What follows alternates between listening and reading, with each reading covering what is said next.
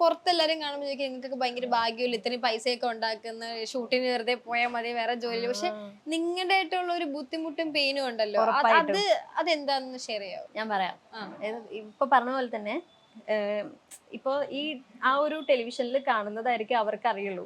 ബാക്കിൽ നടക്കുന്ന കാര്യങ്ങളൊന്നും അവർക്ക് അറിയുന്നുണ്ടാവില്ല. അവര് വിചാരിക്കും ബീച്ചിൽ ഓടിക്കളിക്കുന്നു, അല്ലെങ്കിൽ സ്റ്റെപ്പിൽ കൂടെ ഓടിക്കളിക്കുന്നു, അല്ലെങ്കിൽ ഒരു ഹിൽ ഏരിയ കൂടെ കളിക്കുന്നു, ഇതൊക്കെ ആയിരിക്കും. പക്ഷെ കൊടൈക്കനാൽ ഷൂട്ട് ഉണ്ടായിരുന്നു. ആ ടൈമിൽ നമുക്ക് ഹൈറ്റ് വേണം. കൂടെ വർക്ക് ചെയ്യുന്ന ആർട്ടിസ്റ്റിന്റെ കൂടെ നമുക്ക് ഹൈറ്റ് എത്തണമെങ്കിൽ നമ്മൾ ഹീൽസ് ഇടണം.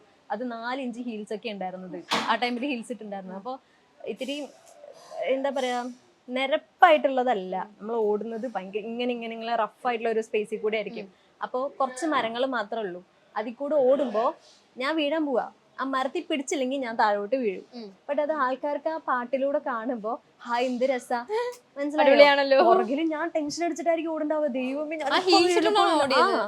പല പ്രാവശ്യം ഞാൻ വീണിട്ടുണ്ട്. മീൻസ് അവിടെ നിന്നല്ല, അല്ലാതെ ഓടുമ്പോ ഞാൻ താഴെ വീണിട്ടുണ്ട്. ഇപ്പൊ റീസെന്റ് ഞങ്ങക്ക് ബീച്ചിൽ ഷൂട്ട് ഉണ്ടായിരുന്നു. ഇപ്പോഴത്തെ വെയിൽ എന്താന്നുള്ളത് എല്ലാവർക്കും അറിയാലോ. ഭയങ്കര വെയിലായിരുന്നു. എന്റെ കൈ നെട്ടായിരുന്നു, ഡിസൈൻ ഉണ്ടായിരുന്നു. അതിലിപ്പം മെഹന്തി ഇട്ട പോലെ ഉള്ളി കൂടെ പൊള്ളലേറ്റത് ഈ സംഭവം. അതാണോ? ഫസ്റ്റ് ഞാൻ ടാൻ ആയിരിക്കും പോകുന്നു വിചാരിച്ചു. പക്ഷെ ആക്ച്വലി അത് സൂര്യാഘാതം ഇട്ടതാ ഈ സംഭവം. കഴുത്തും ഭയങ്കരമായിട്ട് ടാൻ ആയി. അപ്പൊ ഇതൊക്കെ ഒത്തിരി നമ്മൾ പുറകിൽ ഒരുപാട് ഹാർഡ് വർക്ക് ചെയ്യുന്നുണ്ട്. നമ്മളിപ്പോ കോസ്റ്റ്യൂംസ് എടുക്കുന്നത്, ജ്വല്ലറി എടുക്കുന്നത്, നേരത്തെ പറഞ്ഞ പോലെ എല്ലാം നമ്മൾ തന്നെ ആയിരിക്കും. പക്ഷെ നമ്മൾ ഇത്രയും കഷ്ടപ്പെടുന്നത് അവരെ എന്റർടൈൻ ചെയ്യാൻ വേണ്ടിട്ടാണ്. അതിന് നേരത്തെ പറഞ്ഞു ഹീൽസ് ഇട്ടോണ്ടിരുന്നപ്പോ വീണു. അതുപോലെ ഷൂട്ടിംഗ് ലൊക്കേഷനിൽ എന്തെങ്കിലും ഇതുപോലെ വീഴ്ചയോ മുറിവോ അങ്ങനെയൊക്കെ എന്തെങ്കിലും പറ്റുണ്ടോ ഷൂട്ടിങ്ങിൽ? ഭയങ്കര ഹാർഡായിട്ടൊന്നും പറ്റിയിട്ടില്ല, അതൊന്നും ഉണ്ടായില്ല. ഇനിയിപ്പൊ ഉണ്ടെങ്കിലും ആക്ച്വലി നമ്മൾ ഈ വർക്ക് ഭയങ്കര ഇഷ്ടത്തോടെ ചെയ്യുന്നതാണ്. എന്റെ പാഷനാണിത്. അതിൽ ഞാൻ എനിക്ക് എത്രത്തോളം ഹാർഡ് വർക്ക് ചെയ്യാൻ പറ്റും, എത്രത്തോളം ഔട്ട്പുട്ട് കൊടുക്കാൻ പറ്റും, അത്രയും ഞാൻ കൊടുക്കും. അതിപ്പോ ചെറുതായിട്ടൊരു മുറിവ് പറ്റിയാലും ഞാൻ അത് കണക്കാക്കില്ല. ബട്ട് വലിയ റിസ്ക്കും ഞാൻ എടുക്കത്തില്ല. ഓക്കെ.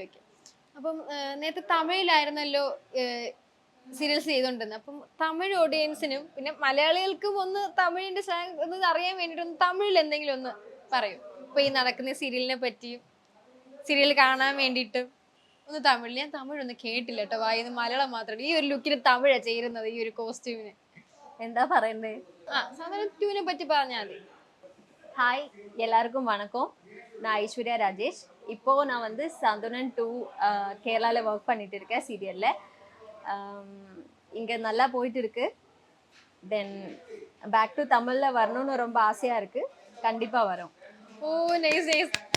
ബട്ട് എനിക്ക് ഇതാ ചേരുന്ന തമിഴ്, പക്ക തമിഴ് പെണ്ണിനെ പോലെ തന്നെ. എനിക്ക് തമിഴ് കൂടുതൽ സംസാരിക്കാൻ ഭയങ്കര പെർഫെക്റ്റ് ഒന്നും അല്ല, പക്ഷെ എന്നാലും എനിക്ക് തമിഴ്. ഇപ്പം എല്ലാവർക്കും ക്യാരക്ടറിന്റെ ഒരു നെയിം പറഞ്ഞ് ഇപ്പൊ പുറത്ത് വിളിക്കുമല്ലോ.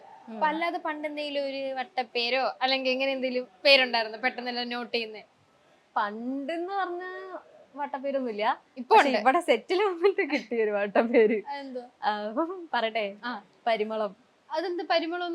പരിമളം നമ്മൾ സിനിമയത്തെ ഭാവനയാണ് പരിമളം പേര്. അവളുടെ നിങ്ങക്ക് മേ ബി ആലോചിച്ച ആ ഒരു സ്ലാങ്ങും എന്റെ വർത്താനവും എന്റെ ടോക്കും കൂടെ കമ്പയർ ചെയ്ത് കഴിഞ്ഞാൽ അതുപോലെയൊക്കെ ഉണ്ടാവും. ആ ഒരു സ്ലാങ് സംസാരിക്കാൻ ഇതന്നെ വ്യത്യാസമൊന്നുമില്ല. ഞാൻ അവാർഡ് ഫംഗ്ഷനിൽ കയറി നിൽക്കുമ്പോ എന്റെ ഏറ്റവും വലിയ, എനിക്ക് ആക്ച്വലി ഇത് സർപ്രൈസ് ആയിരുന്നു. എൻ്റെ അടുത്ത് ആരും പറഞ്ഞിട്ടുണ്ടായിരുന്നില്ല എനിക്ക് അവാർഡ് ഉണ്ട് എന്നുള്ളത്. ഞാൻ അവിടെ ചെന്ന് നിന്നിട്ട് എനിക്കൊന്നും പറയാൻ കിട്ടില്ല. ഞാൻ പറയാം എനിക്ക് എന്താ പറയണ്ടേന്ന് അറിയില്ല എന്നൊക്കെ പറഞ്ഞത് ടെലികാസ്റ്റ് ചെയ്ത് വന്നു കഴിഞ്ഞപ്പോ ശരിക്കും പരിമളം. ഇവര് കളിയാക്കുമെന്ന് ഞാൻ വിചാരിച്ച ഫസ്റ്റ്. ഞാൻ കേട്ടപ്പോ അതന്നെയായിരുന്നു അവസ്ഥ. ആ പാലക്കാട് സ്ലാങ്ങും ഇതൊക്കെ കൂടെ മിക്സ് ആയിട്ട് വരുമ്പോ ചെറിയ സൗണ്ട് ഒക്കെ വെച്ച് നോക്കുമ്പോ അതുപോലെ തന്നെ ഉണ്ടായിരിക്കും. ഇപ്പൊ തമിഴില് വർക്ക് ചെയ്തിട്ടുണ്ട്, മലയാളത്തിലും വർക്ക് ചെയ്തിട്ടുണ്ട്. ഈ രണ്ടിലെയും പാറ്റേണില് ഡിഫറൻസ് ഒക്കെ എന്തായിരുന്നു? എൻ്റെ വർക്ക് എക്സ്പീരിയൻസ് വെച്ച് പറയുകയാണെങ്കിൽ രണ്ട് തമിഴിലും സീരിയലിലും എങ്ങനെയായിരുന്നു പറഞ്ഞു കഴിഞ്ഞാൽ, നമ്മള് നിന്ന സ്ഥലത്ത് തന്നെ നിന്ന് ഡയലോഗ് ഡെലിവറി ആയിരിക്കും. ഇപ്പോൾ ഫസ്റ്റ് നമ്മൾ വൈഡ് എടുക്കും, കംപ്ലീറ്റ് വൈഡ് എടുക്കും, എന്നിട്ട് കംപ്ലീറ്റ് ക്ലോസ് എടുക്കും. അങ്ങനെയായിരുന്നു. ഈ കംപ്ലീറ്റ് വൈഡിലും നമ്മളെല്ലാവർക്കും ഒറ്റ പൊസിഷൻ ഉണ്ടാവുള്ളൂ. അങ്ങോട്ട് നീങ്ങി ഇങ്ങോട്ട് നീങ്ങി മൂവ്മെന്റ്സ് ഉണ്ടാവില്ല. ഓക്കെ, സോ നമ്മൾ അത് മാത്രം എക്സ്പീരിയൻസ് ചെയ്തിട്ടുള്ളൂ. അതാണ് അറിയുള്ളൂ നമുക്ക്. അങ്ങനെ ആയിരിക്കും എല്ലാ സീരിയലിലും എന്നുള്ള ഒരു തോട്ടാണ്. 2 എണ്ണം ചെയ്തിട്ടും അങ്ങനെ തന്നെയല്ലേ. അപ്പൊ ആ ഒരു തോട്ടാണ് ഇവിടെ വന്ന് കഴിഞ്ഞപ്പോഴാണ്. അൻസാർ സാറാണ് ഇതിലത്തെ ഡയറക്ടർ.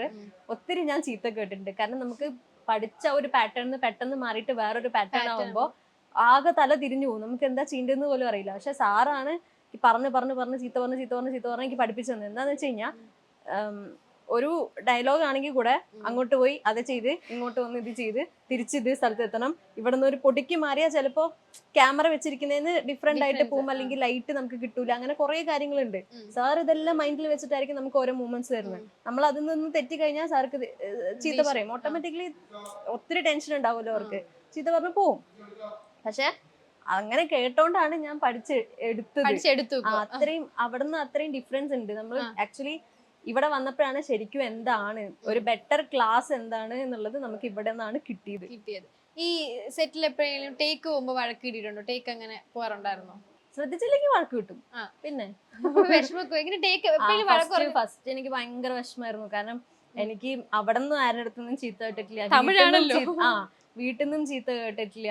അപ്പൊ ഇവിടെ വന്നിട്ട് നമ്മൾ നന്നാവാൻ വേണ്ടിയിട്ടാണ് അവരെ നമ്മളെ ചീത്ത പറയുന്നത്. പക്ഷെ അത് ഫസ്റ്റ് എനിക്ക് മനസ്സിലാക്കാനുള്ള ഒരു ബുദ്ധി ഉണ്ടായിരുന്നില്ല. അപ്പൊ ഞാൻ കടന്ന് കരയും, അമ്മ ഞാനില്ലമ്മ, എനിക്ക് പോണമ്മ, എനിക്ക് മതിയമ്മ എന്നൊക്കെ പറഞ്ഞിട്ട് ഞാൻ അമ്മയെ വിളിച്ച് കരഞ്ഞിട്ട് കുഞ്ഞു കുട്ടികളെ പോലെ. പക്ഷെ പിന്നെ പോകെയാണ് ശരിയാണ്, എന്റെ ഭാഗത്ത് ആ മിസ്റ്റേക്ക് ഉള്ളതുകൊണ്ടാണ് എനിക്ക് അപ്പൊ ചീത്ത കിട്ടിയത്. അത് ഞാൻ അടുത്ത പ്രാവശ്യം ശരിയാക്കാൻ വേണ്ടിയിട്ടാണ് എന്നെ ചീത്ത പറഞ്ഞത് എന്നുള്ള കാര്യം നമുക്ക് മനസ്സിലാക്കാൻ മനസ്സിലായിട്ട്